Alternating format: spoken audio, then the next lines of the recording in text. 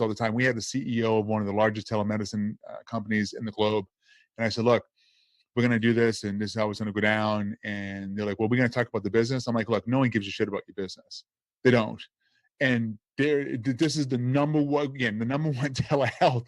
And she's like, excuse me? I said, I didn't stutter. And they want to know about you.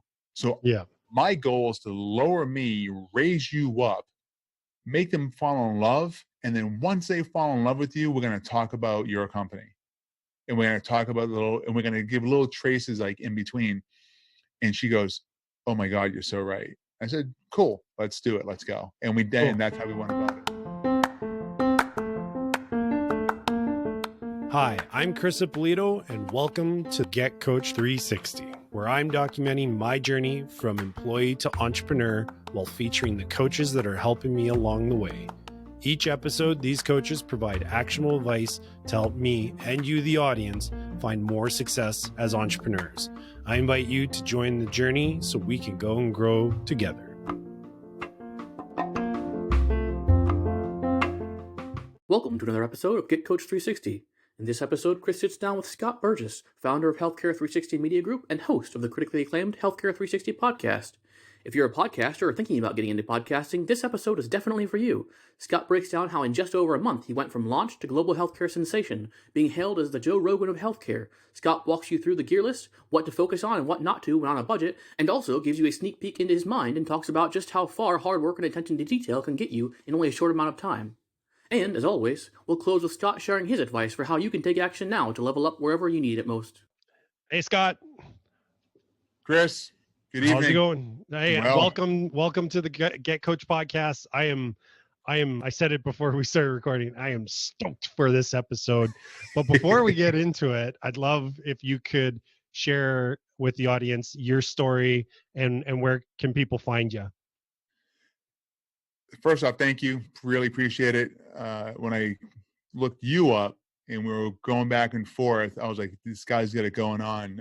Real clean, attention to detail. So I appreciate that. I really do. There's a lot of folks who just kind of go and wing it, and that's fine in its own way. But at the same time, you want to go with someone who's organized. So I appreciate you, man, for doing that.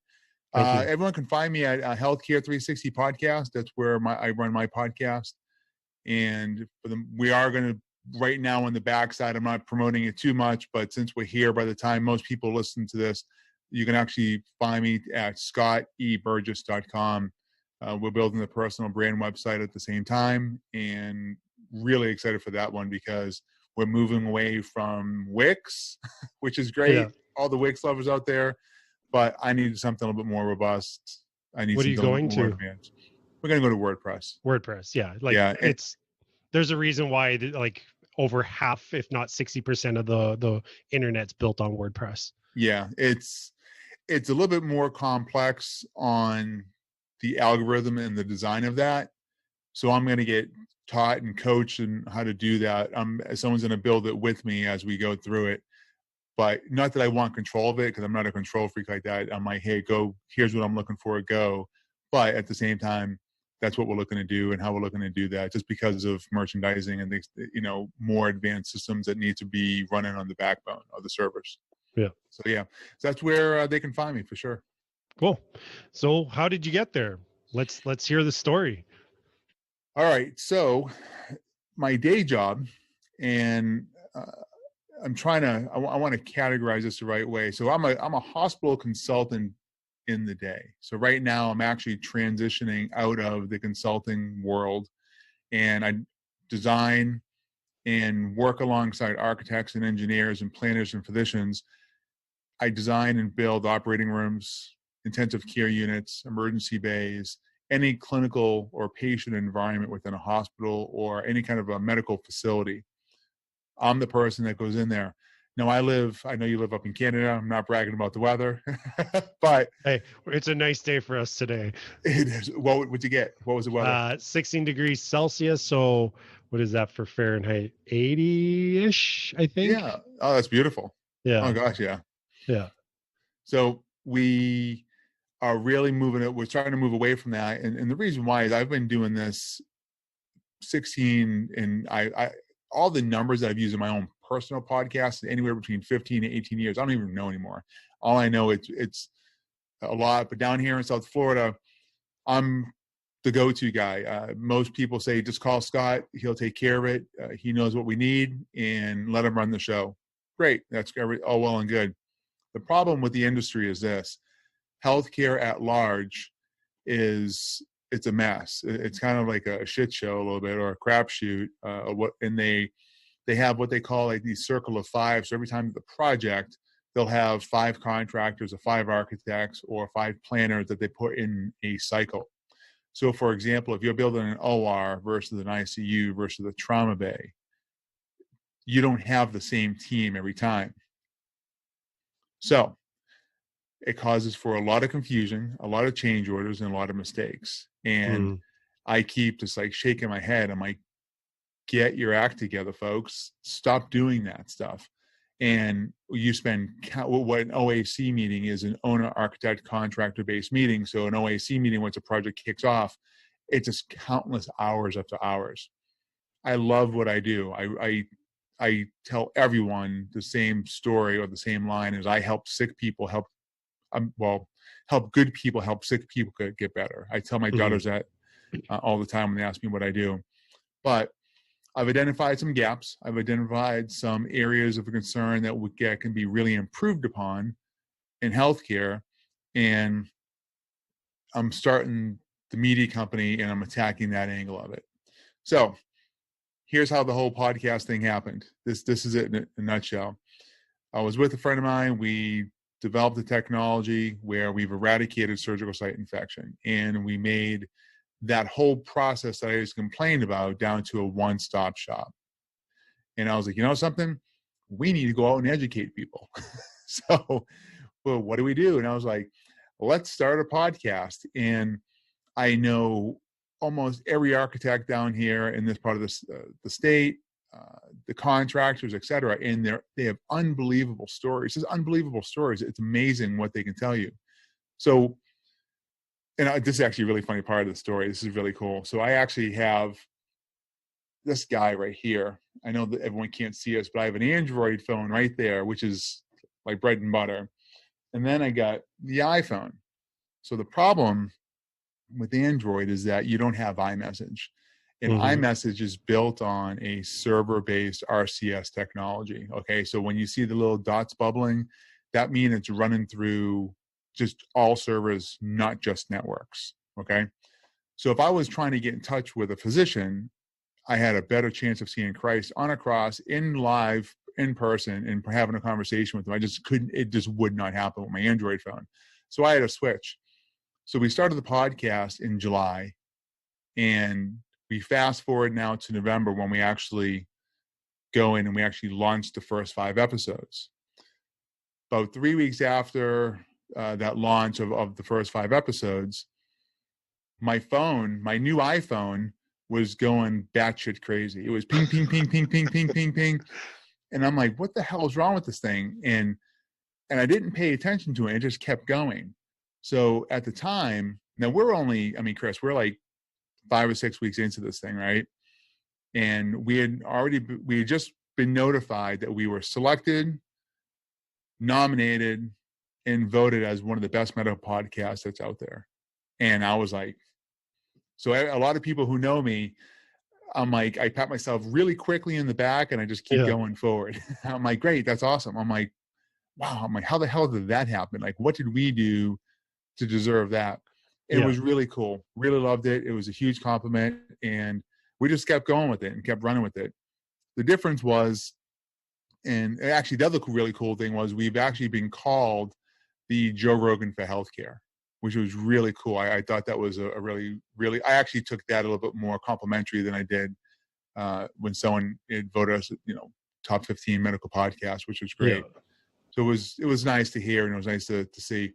So when we started and we launched it, that whole thing happened and went down, and then we just kept going for it. And by meaning going for it, making sure we're delivering good content, great audio, and conversations that are so atypical but happen every day. And the questions, like, it's kind of like the trying to think of a good example. Here's one. So you take erectile dysfunction, for example, right? A lot of guys or women are afraid to ask about that because they're ashamed, right? Yeah.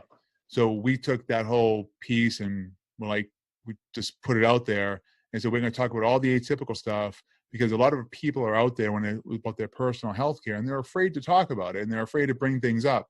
And we're like, screw that. Let's bring it out into the forefront. Let's actually shine a big glowing light on it to make sure that we can get out there and get the information that people need. And that's the impact that we're having. And that's part of the reasons why people are really gravitating towards the cast, which is good, or what I call 360 for short. Yeah. That's awesome. It's is is there really anything else out there that kind of does what you guys do as far as the topics covered, and or is that maybe a big part of the reason why the success so quick out of the gates is that there was this kind of giant gap in the market for what people were looking for, and then you guys just kind of happened to fall right into that gap? So what I did was before I started the whole, actually, well, I shouldn't say it that way. When we first started the podcast, I looked into how to podcast. So of course you look at the Pat Flynn's of the world and Yeah. Solopreneur and all those guys that were on there. And I just sat there and watched. I just watched countless YouTube videos, took notes, took tips and recommendations just to kind of muster the confidence to go out there and do that. Because like most people, when you start a podcast, you're like, what am I really going to talk about? And I heard the most brilliant phrase and statement is you have 20 years, 30 years, 5 years even. Doesn't really matter what the years, but you have all that experience. If you think about the seconds, minutes, and hours of your life that you put toward something that you're passionate about, and now you're trying to tell me that you have nothing to say or you don't know what you're going to say, far from it. And I tell people that all the time when I ask them to come on the show, or I'm like, hey, what would you consider about this discussion? And what am I going to say? And I'm like, well, what about this perspective of it? And I give it to them and they go, you know something? We're on, let's do it. Giving them a shot or having a beer here and there is great. So when if you go back to one of my podcasts, you listen to the one with Christina Gallo and Amanda Dalton. Amanda was actually Darren Dalton's wife. He was the catcher for the Philadelphia Phillies. Okay. The relationship there was they both had husbands that died of terminal brain cancer. But we had a glass of wine each. We had a ball. We were laughing our asses off. It was amazing. It was such a good show. That's awesome. That's maybe why the connection to Joe Rogan, as he likes to have, what does he usually drink? Beer. I think he does scotch as well. He does scotch. Yeah. He definitely does scotch. That or blunt. So we don't do the blunt. that episode with Elon Musk was so good. And the reaction to it was even better. I thought it was hilarious how people lost their mind over that. Yeah, for sure. I actually saw the online reaction to it first, and then went back and watched the video, just that one clip. I wanted to see like what is everybody what's the big deal? And the puff that he took was just so, it was nothing, minimal. He puffed and blew it out right away. I think he pulled a Bill Clinton. I really think he pulled it. I think he just kind of put it in his mouth, in his cavity of his open mouth, but didn't inhale it and blew it out and was like, oh yeah, this was great. Yeah. I'm fascinated by Elon Musk. The guy's a complete nutcase. I mean, love the guy, but he is so far out there. And I actually saw Round 2.0 when he was on Rogan again last week. And I'll have to listen to that. Yeah, it was good, man. But I mean, it is, when they talk about Neuralink and all that kind of stuff, I'm telling you, there is a plan for humans moving forward in the digital age. Within the first 10 minutes, you will capture what the intent, not the plans, because the plans are concrete, but what the intent is with deep neural stimulation in the brain. It's fascinating, but at the same time, it's some scary shit. Really scary shit. I've fallen off the podcast wagon a little bit in a sense because my audio consumption has been audiobooks as of late. Just Mhm. I find it a little bit easier to listen to audiobooks while I'm like feeding my son and doing all that kind of stuff. Yeah, yeah. Because I want to read. I have this massive list of books that I want to get through. Not always like the best goal to like just get through them, but I definitely listen and try and consume as much as possible. But yeah, so okay, so the podcast blows up Yep. quickly for you, which is amazing. What There was were some strategies there too. I was going to ask, what were some of the strategies? So one of the things you mentioned that I had heard before, the number was 3 when I did my research, but did you have those 5 episodes like ready to go, already recorded? Did you release them all at once, or did you still do a weekly schedule? Like, did you stagger them out? Yeah, so when we hit our first launch date, which was, I believe it was like November 4th or 5th of 2019, we released all 5 at once. Yeah, And I did follow a Rogan-esque type of a format on my release. So it's HC360 $001 right? So we can go all the way up. So when we start hitting the 1,000 marks and et cetera, the numbers will be in line. So if someone says, hey, go to, or when you do your website, you can easily put a / tag at the end of that URL to get to where you need to get. great. So yeah, it was specific. And then one of the other strategies I did that was really, really good was, and it really helped a lot, was I looked at the social platforms. Who is big? Who has a lot of engagement? Not of just who has a lot of followers, because followers doesn't equal anything unless it has engagement. Very But true. who Yeah. has the engagement? So I found people that I knew that had very high engagement, where when they did their self promo and their cross promo of the whole thing, I knew it was going to get a lot of engagement, and they're going to go, ooh, let me go see what that person did over there. Now, remember off the top of my head, now if I'm guessing a little bit, because I haven't gone back in quite a bit, but we had a medical marketing, we had an architectural firm, we had a contractor, we had Amanda and Christine, we had general public, and we kind of covered every sector of the release because we wanted to make it diverse. And Right. that's the other thing that we were complimented on really well, is at the same time, was that we have a really, really good diverse community and diverse topic point. And it's not just gloom and doom healthcare. We actually just this past week, I just released Dr. Kenneth Bach. He's the foremost leader in integrative and functional medicine globally. And actually part of that podcast, when I was asking him, I said, so how many people around have you seen around the world? How many people around the world from different countries have come seeing you? And he goes, 3-second pause there. I think everyone from every country has come to see me, Scott.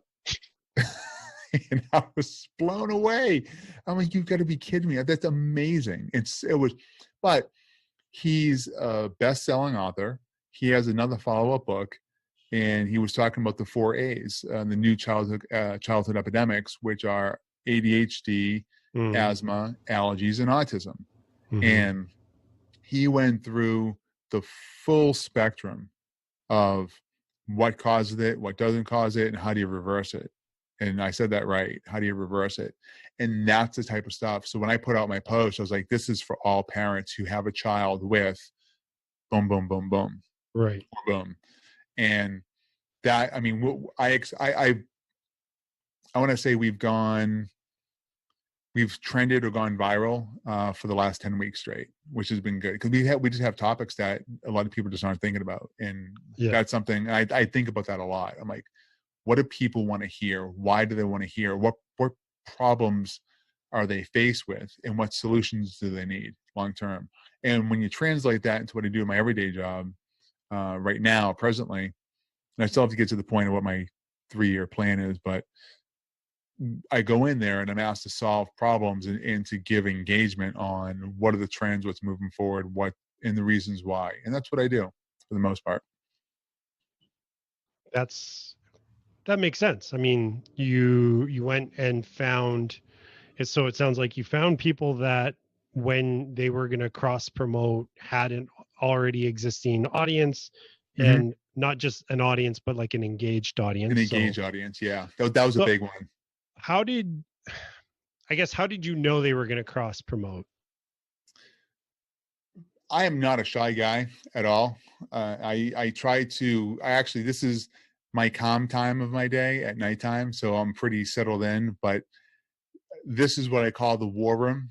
And I believe everyone knows what a war room is. So in here, this is where I go batshit crazy and I'll work and I'll do my thing and I'll write down plan and I can run 10 different things at once, and I can legitimately run 10 things at once and do it well.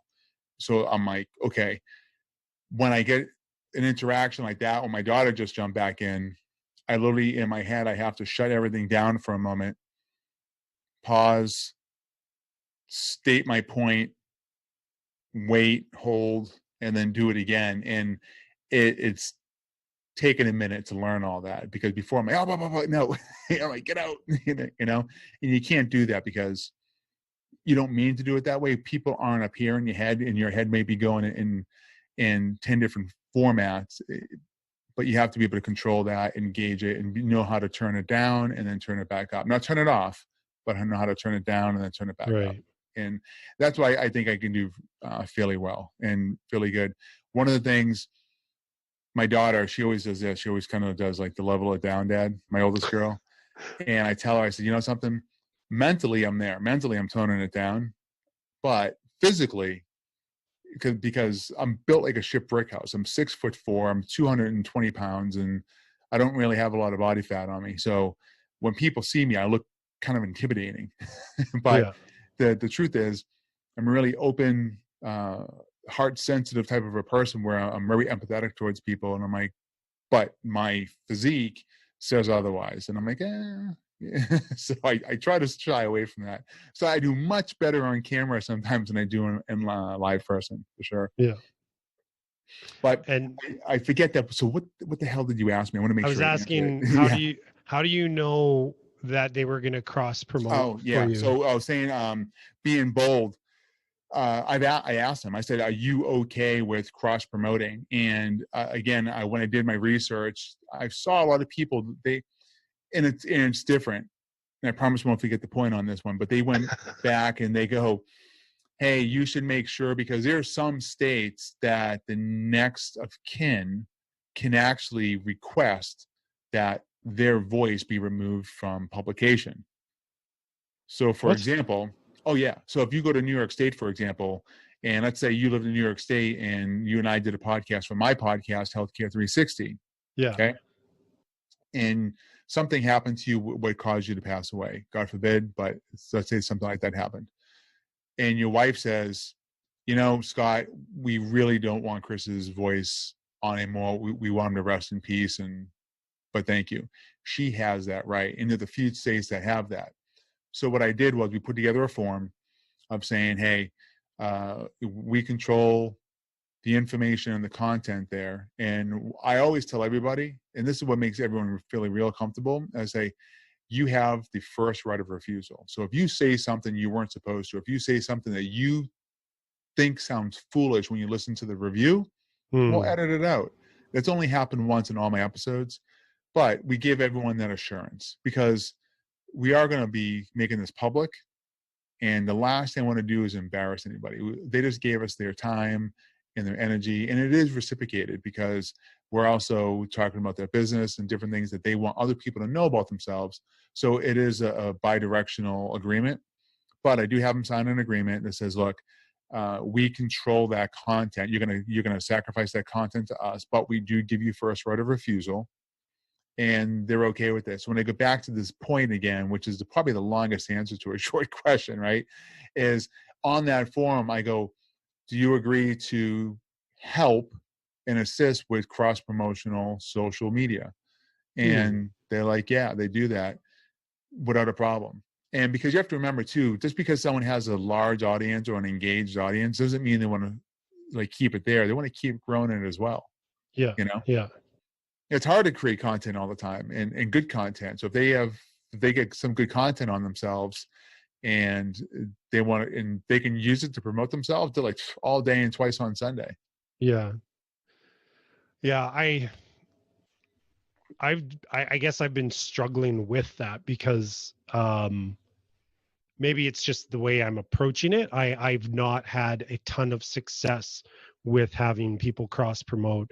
A lot of it probably has to do with me just not being bold in a sense, like you said, and just saying, hey, like this is beneficial to both of us, right? Yeah, And for sure. I feel like I've gotten a little bit better with it as of late with the recordings, but a lot of those episodes are not releasing till like the last half of the year.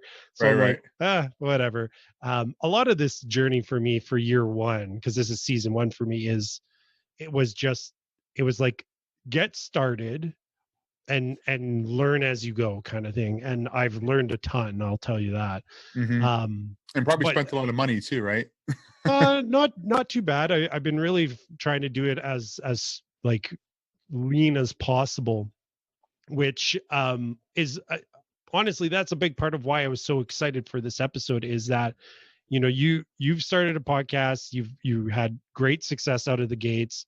Mine not so much, but we've also gone very different routes as far as like the type of guests that we have and the audience.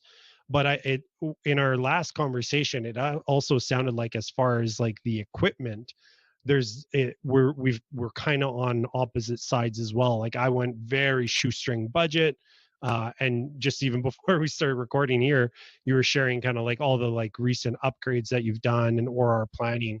And so I'd love to like, let's like bounce ideas off of this Yeah, kind man. of, and Let's do that. When we because talk I think, technology, I lighten up. yeah, because I think my goal with this particular episode was that anybody who's been listening for as long as they have, because by this point it's like episode 44, I think it is, maybe 45.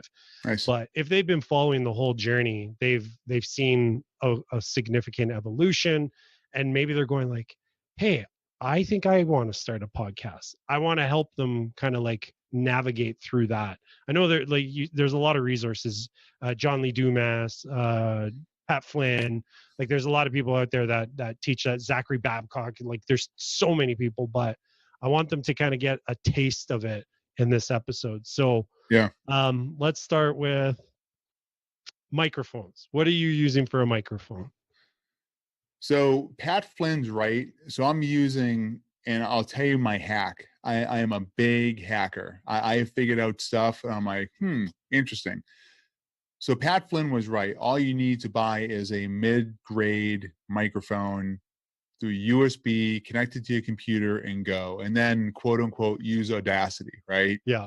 That's great. And he's absolutely correct. Okay. But the problem is, and I know you know this, is you fell in love with it really quick and you got really smart and knowledgeable. And it was just one of these things that it was like more. Okay. And for me, podcasting is a little bit of a drug. I wouldn't say a drug, but to give you the sense of, it's very addicting to me because I am a knowledge junkie.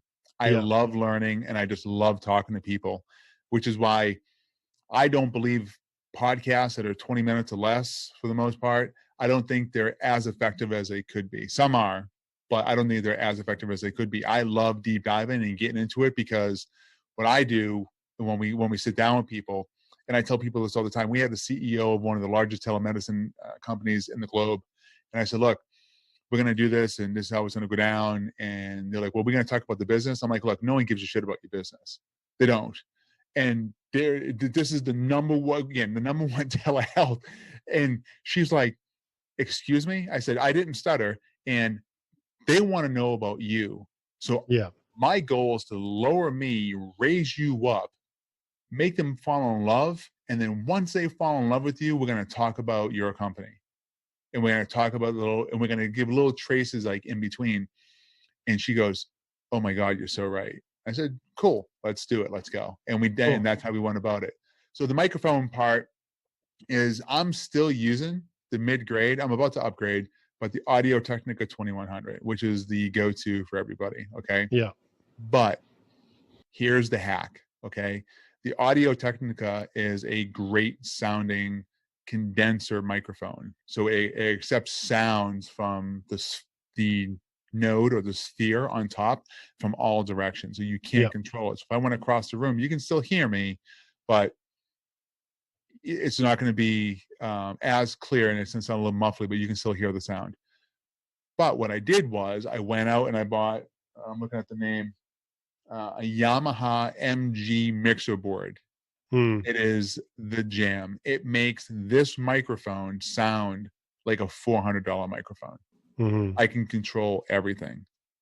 So I really can dial it in, and I can dial my guest in. So if my guest, for example, has like a sore throat and they're sick and they're not feeling well, but they want to give, 15, 20 minutes, I just tweak it up and it makes them sound normal. And it's amazing. So I am not a fan of the recommendation of what they say. And I'll tell you what my go-to is, and I'll tell you the reason why too, of the cheapo systems that are out there. And the reason why is because if most people who get into podcasting keep going with it. The problem why most podcasts don't do well long-term is they don't know how to monetize them. Okay. Not that they don't love podcasting. So if you have a mid-grade computer, you have a mid-grade microphone, okay, Audacity is great, but Audacity, I can tell you right now, I use Adobe Creative Cloud and we use Audition, and all the programs I taught everything myself. I just watched countless YouTube videos. And then if I needed something specific that I didn't know how to figure out, I went and I watched a short clip on it. That was it. But you need an i7 desktop or a laptop minimum. So a desktop, you can probably get one when I say cheaper, somewhere between $600 to $800. So it's a desktop. On a laptop range, you're probably looking somewhere between $1,500 to $2,200 just for the computing power to be able to hold that, because you need an i7. And I also use Creative Cloud from Adobe for Premiere Pro when I put my promo videos together. So that's the first thing. So the microphone, I don't really care that much about. Now I am going to upgrade to an SH or a Shure or a Rode microphone, which are like the $400 microphones, the dynamic ones. That's on the bucket list eventually. That's on the bucket list to get those. And well, you see what we did back here. So the other thing, actually, let me go back to something in the beginning. This is a really good friend of mine. He was on the show. His name is Vinny Resnick. Brilliant guy. His story is flipping amazing. It is that good. But we sat down and I said, hey man, I'm gonna start this business. This is what we've done. He said, okay. I said, I'm also gonna start a podcast. So what are your recommendations? So I just sat down and just looked for some consult for some friends, and what would you do? He goes, branding is everything. He says, he goes, get your logo, marry it, and move forward. He's like, but get your logo before you do anything, because if you go out there and you brand yourself as one thing and it's a little chintzy, then he goes, it's that important. And I couldn't agree more. So I went out to 99designs.com. Yep. Okay. And there's Fivers and Upwork and everything else. So it's the equivalent. Okay. And I spent $300 on a logo, and I am a competitor. Okay. I love to compete. Everything about me is competition. So I go, I'm not paying like this master grade 5-star, $800. I go, bullshit.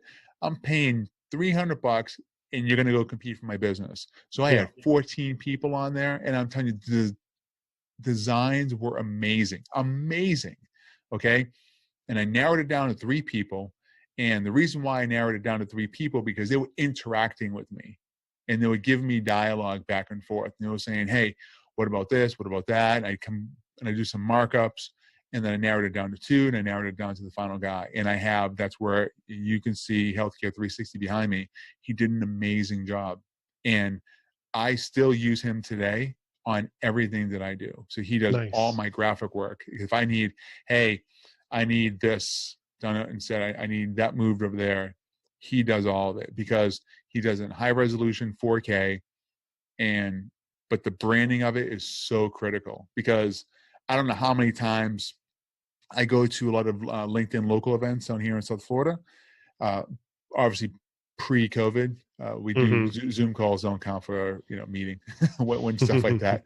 But they come back and like, oh my gosh, like your Healthcare 360. I'm like, yeah, and we'll talk about it. Like your logo's legit.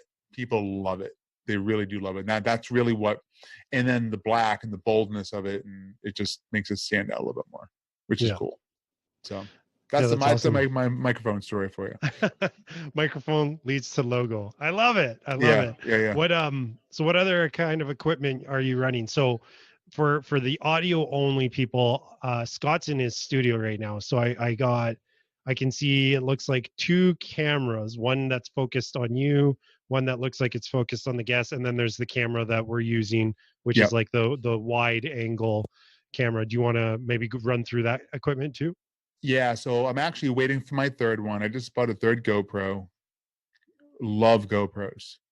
Everyone thinks that GoPros are just action cameras, but they have a beautifully well-written software algorithm for the linear mode, which takes away that fishbowl effect. Mm-hmm. So when you use a GoPro, and we just like watch some YouTube videos, and I do watch a lot of YouTube videos. I have 4 daughters, and they watch YouTube all the time. I'm like, hey, put that one on over there. But you can get a small camera in a tight space and get really amazing quality out of it. So what I do, the cameras you're looking at, one camera is on me, one camera is on my guest, and then I have a third camera that's going to come up and it's going to do the full view. Okay. And so what you do is you get a triple bifurcated cord that has an XLR to a 3.5 millimeter, and then you get those XLR, those extensions, and you plug them into all the microphones or the input jacks for the cameras, and then it goes right and it coordinates with the microphone for the audio feed at the same time. So your video and your audio are all in sync. So when you go back to editing, you're not trying to timeline skip all your dialogue. Well, I wouldn't say your dialogue, but your footage. So your content, whether it be audio or just your video section of it. So that's with the cameras, and they can get pricey with not gonna lie. I mean, when you start buying all the accessories and the lightings and everything up, the one that you see there with the white thing on top of it, that little light right there, that will glow me up big time. And that thing is this big. It's the size of a cube. It's amazing. That costs $80, but it's worth every penny of it. It's worth every penny of it. So I have another one coming for the other side, and then I don't need a third one, because if I wanted to do the lighting in the room, and I know for this right now, I didn't have to do too much. Yeah. But I would actually take down that light, and because I'm gonna redo my ceiling as well, and I'm gonna put 3 LED drawing a blank to banister lights. So the whole room's illuminated, so there's zero shadows anywhere, because the one thing with LED lighting is that you don't really get a lot of that refraction type shadow. So that's the camera. So the camera there, I have one of those bendable joystick arms. I have the GoPro cameras, and then I have adapters for the 3.5 millimeter jack. I do run power. I leave the battery out. That's a key point, because those batteries they charge if something's plugged into it. So you leave the battery out, and the cameras will run on their own, and they'll run cooler, and you'll have less errors with them, because they do overheat sometimes.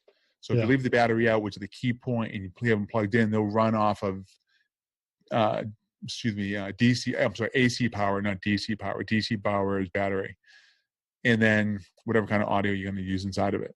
Yeah, I'm actually familiar with the GoPro, because for the YouTube channel that I've was a part of for quite some time, we used a GoPro for our overhead camera, because we played board games. That's what we did. But it was awesome because, like you said, it's so small, it's so compact. You don't need to worry about batteries. You just run the actual power cord. But yeah, learned a lot from there as far as like how to do the podcast on a shoestring budget, because we did the YouTube channel on a extreme shoestring budget, and we just added equipment as we started making money off of revenue. Right. The camera that we're on right now, that's a 4K camera. That's a Logitech 4K camera. The one that you're running right now? The one I'm running right now, yeah. Nice. Yep. I use the Logitech 1080p HD model number. It's like the most popular one right It's now, like especially CP10 or something like that, right? 920, I think 920, it yeah. is. I had Yeah. that one before. Yep. It's sold out everywhere, basically, Yep. Yeah. currently, like during the COVID thing. Are you doing soundproofing? Do you like, I see black on the wall, but I'm not sure, like, is that a certain kind of material to help soundproof the room? Yeah. So what I did with it, this was, again, I watched another YouTube video because I'm like, I don't like paying other people a lot of money. I don't mind Mm, spending money, but I don't like when I can do it myself because I'm a right. hands-on type of a person, and that's just how I do things. So what I did was I built frames and I got the canvas. Now the canvas is you can see it, but it's porous, so it allows sound to go through it, and that's Okay. really important. If you have canvas that doesn't allow sound to go through it, it's almost the same as sheetrock. So that's a really important piece. So make sure that when you go to your print design shops, you ask for a porous canvas that sound can penetrate through. And then what's behind there? Home insulation. Hmm. So see this guy right here? Uh, the wood and the home insulation and the time I built it, I don't know, maybe cost me like $4 or $5. That's it. The canvas for each one cost me 50 Right. for the branding. Again, it's all about the branding. And then the LED lights I put back there for these 4 cost $25. And they're all daisy chained because what you can't see there is there's a little bit of a cable here that I Oh, connected them. I see it now since you pointed Yeah. it out. Yeah. That will be gone in, I don't know, a day or two. I'm actually going to poke 2 holes in there and then run it behind the wall so you can't see it, just because I'm an OCD freak like that. But that's how this all works. And so I wanted to make sure that when someone sees it from your angle, they're like, dude, that's legit. That Right. really looks that good, because you only really have so many opportunities to impress people. That window that you see right there, we just finished painting that wall black, and it is a soundproof black paint as well, or as much as it can be. Yeah. But we're going to get sound absorbing black curtains at the same time. And the reason why I did all black in the room is I want all the focus and attention on my guest, not about Not me. not It's purple curtains. What are you not, talking about? yeah. Yeah. But Hey, that's how I did the soundproofing. And then everything else that you see yeah. over here, I'm a huge Marvel fan. I tried Transformers there. Over here, I have a big Star Wars fan as well. But everything has sound paneling, sound absorption materials behind it. Right. Everything. And then the ceiling, which you can't see, I have those little squares, and I stuck those up and did that whole thing and got that all done as well. They're going to come down soon because I'm going to redo the ceiling and do different lighting setups and Right. et cetera, et cetera. But yeah, that's how we do the whole thing. So the whole room, if you do the clap test, if you just go, there's next to no echo or reverb Yeah. from that. And if I open up my door, it goes right down the hallway. Huh. That's awesome. I mean, I'd love to have that. I've got a condo, so I don't really have that set up, but one day I will have No, my for sure. dedicated room. It takes time. And I'm fortunate enough to have just what I had for an office, which is not an office anymore. It's really a studio at this point, because if you actually saw inside this closet that's over here, it's just cameras and adapters and everything that I would need. I mean, I put a lot of money into this, and because I was looking for it. But here's what I'd like to encourage everyone with, and I'll give you all the names so you can put these links in your podcast notes for everybody, is if you want to do podcasting, okay, you don't need anything I just talked about. Pat Flynn and those guys were wrong. They were all wrong. The only thing that you really would need, if you were to do it yourself. Now, there's 2 roads there. You can outsource it or you can do it yourself, okay? Yeah. Some people say, oh, I'm going to outsource it because I don't have to buy a $2,000 computer. I get it, but over time, if you're paying someone $50 to $75 or however they're charging on Fiverr or Upwork to do your editing, that's going to add up over time if you keep going through for the sound quality that you're asking for, right? Yeah. Excuse me. So I bought Ulanzi is amazing. Ulanzi has a lot of great great adapters. So I have an iPhone 11, okay, and I purposely waited for all these different things to come out. So I bought an iPhone 11, not an 11 Pro, just an iPhone 11. The camera and the audio that goes into there is amazing, okay. Then I bought an Alonzi tripod adapter. It's a metal shell with a cold shoe holder, everything that you need, okay. And I actually may even take a pause so I can show you what it looks like, because I actually just leave it in my truck. And the reason why I went for this type of solution was because if I'm in a hospital and I have to sit down with a physician or some kind of administrator and we're going to do a quick recording, I want this Johnny on the spot. Yeah. And I can actually get my phone in there and turn this thing on and be ready to record. Like, no kidding, Chris, in less than a minute. It's that fast. So I have this Ulanzi adapter. It's on a little tripod that's extendable, okay? I have a Rode adapter that plugs into the lightning port. I wish if anyone from Apple who works at Apple, tell Tim Cook to go with the USB-C, please. My God, lightning, like what are we, in the 1980s? So, so you get the Rode adapter with the lightning port, you connect it in there, okay? And then it's really important for iPhone users to have a TRS to a TRRS adapter. So that's 2 black rings around the 3.5 millimeter connector going to a 3-ring 3.5 millimeter adapter. Okay. Then, hold on, I'm going to show you here real quick.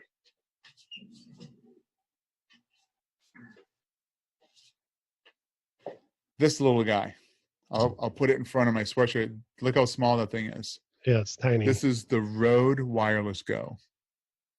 It's amazing. It is amazing. The sound that comes out of this thing is it's pristine.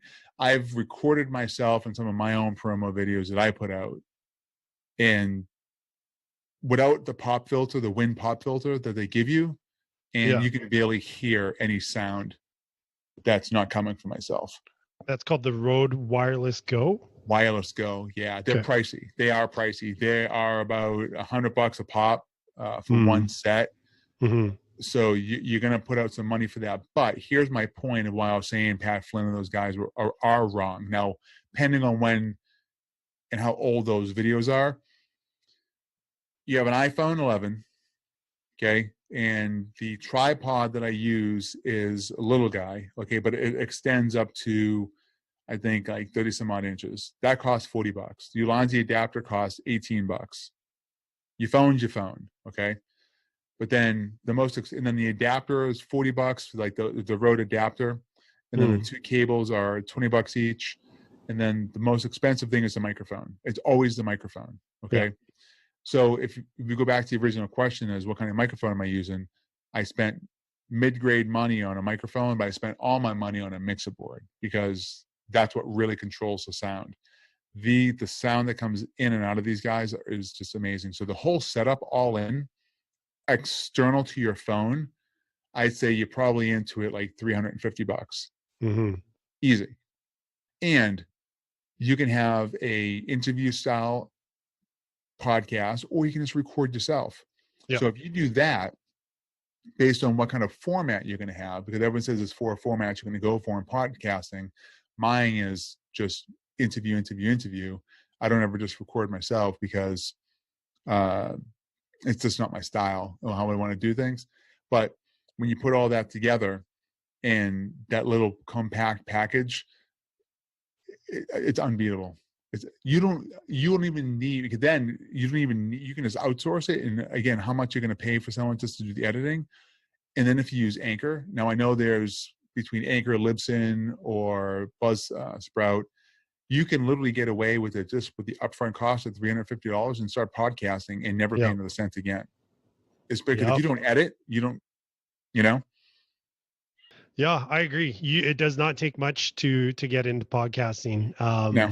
Like this microphone, this arm, the camera. A lot of this stuff I built over time, but the final purchases which I made, which were this microphone and the arm, $120 total. Yeah.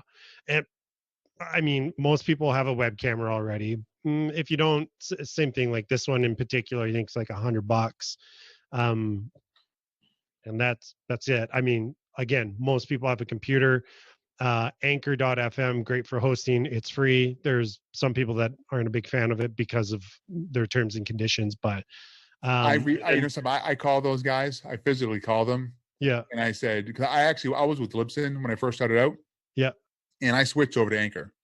Oh, you're on Anchor now. Yeah, Oh, nice. because I didn't find that Libsyn was doing anything for the money I was spending with them. Right. And when I called Anchor, and I'm like, dude, like, who owns my content, me or you? And they go, you do. I said, okay, then in writing, yeah, okay, show it to me. They sent it over. I sent it to my attorney, and they're like, yeah, you own everything, Cool. and it's free. Okay, great. Where I think they start, I want to say getting everyone or anyone. I don't think that's really fair to say, because I mean, look, I mean, they are hosting it for free, right? But is the monetization model? Yeah. And how you monetize through them. And someone said, and this is kind of something that I was kind of chuckling at, was you have to have like a couple thousand downloads just to buy a glass of beer. I'm like, well, that's if you do it through them. Yes, that's right. If you do it through yourself, then you don't need to worry about that. It sounds like it's no different than YouTube. YouTube is it varies depending the type of content you have, but you can earn anywhere from, I think a good average that I would say is about $5 to $6 for every 1,000 views you get. So, like it's not, you're not making bank off a small audience. Yeah. Whereas if you know how to monetize a podcast properly, you could legitimately create a viable business with a relatively small audience, which is really cool. Yep. But I want to ask a question to kind of wrap things up, because we've definitely covered a lot of different aspects of the podcast. But what would be your number one advice for the audience to help them level up wherever they need it most? But really, in this particular case, if they're considering starting a podcast, what's that one thing you would suggest they focus on to get them started? That's a little bit of a loaded question. It really comes back to Nike. Just do it. Just jump into it and go. Don't worry about what you sound like. Don't worry about I need this, I need that. I fell into that trap, and not just with podcasting, but earlier in my life, with I like refinement. I like things to be a certain way. But if you have the vision in your head, and it really comes back down to your mentee or everything upstairs of how your future self, what it looks like with you doing this. If you get a sound position for yourself and what that looks like, just go out there and do it. Don't be afraid, and don't worry so much about what you sound like or what am I going to say. The other thing I would say about that is do your homework. Like, seriously, like if you're going to sit down with someone and have a conversation with them, find out who they are. What's their interest? What makes them unique? What drives them? What makes them passionate? Because something, someone can be a lawyer and then they can seriously be picking up our trash like the next week. Something can happen. No one really knows, but it's the story in between when they're an attorney versus in that hardship they went that makes them really interesting. Mm-hmm. So my question all the time to people, and I'm this past week I probably average anywhere between 4 to 5 calls after hour for 360 on, hey, let's have a 15-minute conversation or a 20-minute conversation like you and I did. And we're just going back and forth. And I was like, well, tell me about yourself. What's funny? What's unique? Why would someone say, I have to talk to this person? Yeah. And if I'm really about making people feel uncomfortable, because as soon as you do, and they tell you that, then they're allowing themselves to be vulnerable and open and honest and true. And I'm like, how fast can we get you on? And they're like, seriously? I'm like, yeah. I'm like, you're like an open book. Let's go. Like, we're going to have a lot of fun with this one.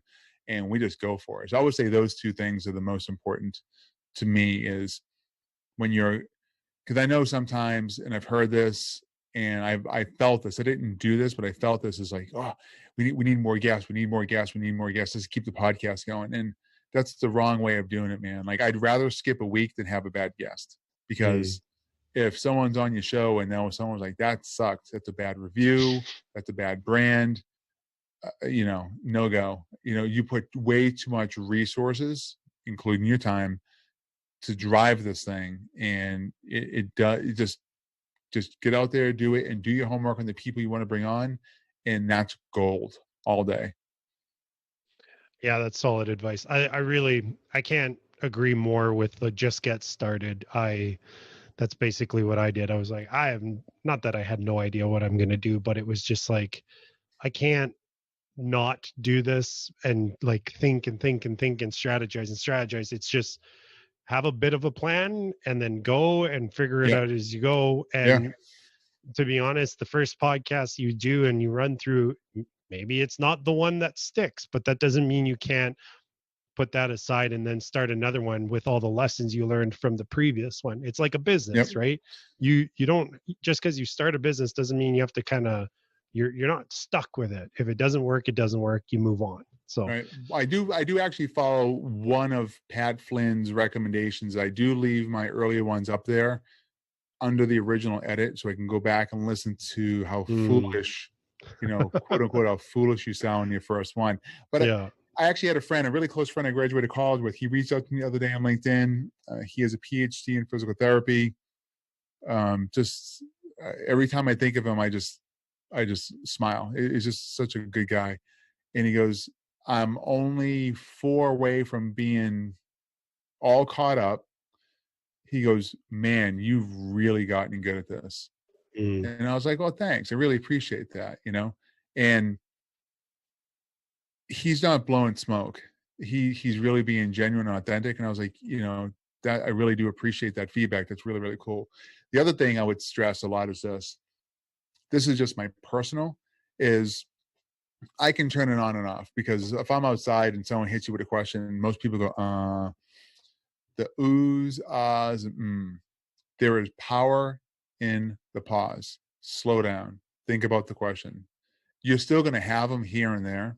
Okay. And that's okay, because that's normal English American-based language. Okay. That's not a big thing. But if someone's it's really annoying on the other side when you're trying to listen to that, because those are filler, quote unquote, confusing based words. Yeah. And they don't allow the brain is trying to learn, and the waveform in the brain is much different when you listen to oohs and ahs versus genuine and flowing information. So learn how to control your pause. That is definitely one I'm continuously working on. Yeah, me too. I mean, no lie, me too. But I actively think it was, especially when I'm on something like this or my own podcast, I go, okay. I just hold it all inside, and I give it a pause instead. And I'm telling you, on the other end of it, I'm like, wow, there is such power in that pause. It's amazing. It's amazing. Yeah, absolutely.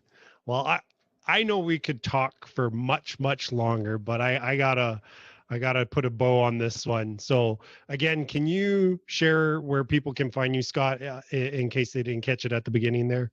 Sure. So look for healthcare360podcast.com. That site's been up. We are updating in a week or two, roughly, to start moving towards WordPress. And my personal brand, which eventually will take over healthcare360podcast.com, is going to be scotteburgess.com.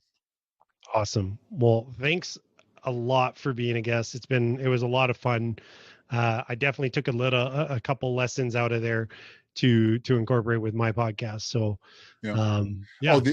one last note, and this is something I got from Mike with Solopreneur. Really believe in this, is 85% of the people who listen to your podcast are not going to finish it, more than likely, the first go around. Okay. Now, I know for me personally, that's definitely true, because on my podcast go anywhere between an hour to an hour and 45 minutes each one. I mean, we deep dive into some information. We talk about those people a lot. I have some shorter guys that are in there, like 35, 40 minutes, but those one I'm not so worried about. But for the longer ones, but you definitely want to make sure that you introduce a little bit.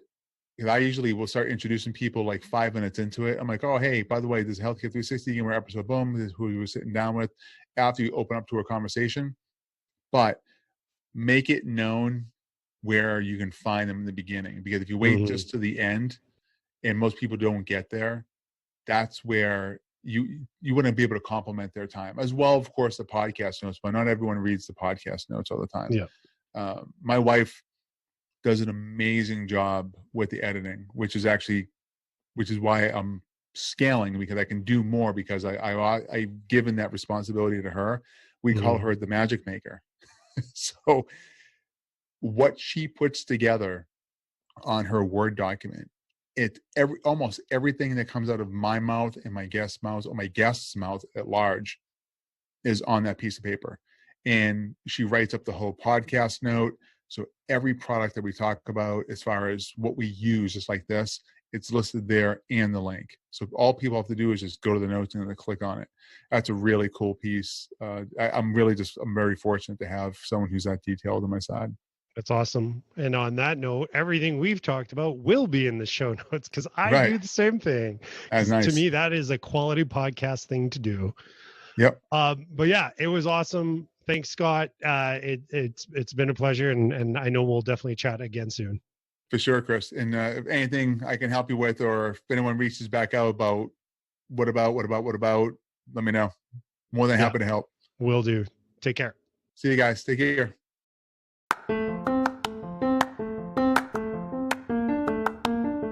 Thanks for listening to Get Coach 360. If you're looking for more information, you can head over to our website, which is getcoach360.com. You'll find the show notes for this and every other episode there. And if getting actionable advice every week from professional coaches is something you want more of, then make sure to subscribe so you don't miss any future episodes.